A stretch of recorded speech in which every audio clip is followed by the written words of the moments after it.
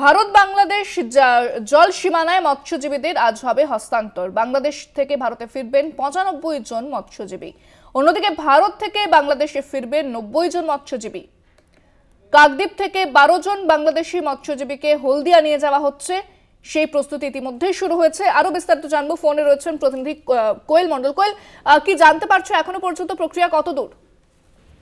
একদমই দেখো, ভারত বাংলাদেশ দীর্ঘ টানাপোড়েনের পর অবশেষে আগামীকাল ভারত এবং বাংলাদেশে আটকে থাকা মৎস্যজীবীদের বঙ্গোপসাগরে বিনিময় করা হবে।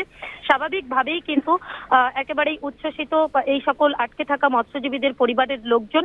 আজ সকালেই বাংলাদেশের ১২ জন মৎস্যজীবী যারা এ রাজ্যে আটকে ছিল তাদেরকে কাকদ্বীপ থেকে উপকূলরক্ষী বাহিনী তারা হলদিয়ার উদ্দেশ্যে নিয়ে যাচ্ছে এবং ইতিমধ্যেই রওনা দিয়েছে। অন্যদিকে পারাদ্বীপ থেকে ৭৮ জন মৎস্যজীবীকে নিয়ে যাওয়া হবে বঙ্গোপসাগরে এবং আগামীকালই দুই দেশের আটকে থাকা মৎস্যজীবীদের বিনিময় করা হবে বঙ্গোপসাগরের জলসীমানায়।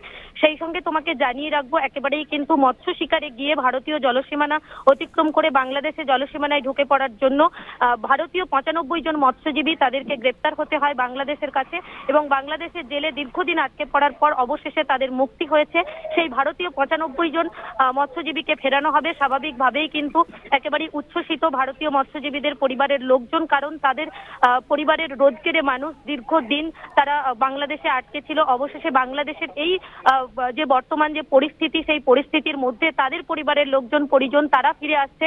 স্বাভাবিকভাবেই কিন্তু একেবারে উচ্ছ্বসিত আনন্দিত পরিবারের লোকজন। আরো যেমনটা জানা যাচ্ছে যে আগামী ৬ তারিখ ভারতীয় ৯৫ জন মৎস্যজীবী যারা দীর্ঘদিন বাংলাদেশে আটকে ছিল তাদেরকে গঙ্গাসাগরে নিয়ে যাওয়া হবে। সেখানে সেই মৎস্যজীবী এবং তাদের পরিবারের লোকজনের সঙ্গে সাক্ষাৎ করবেন রাজ্যের মুখ্যমন্ত্রী মমতা বন্দ্যোপাধ্যায়। স্বাভাবিকভাবেই কিন্তু একটা স্বস্তির নিঃশ্বাস ফেলছে এই সকল ভারতীয় মৎস্যজীবী পরিবারের লোকজনেরা।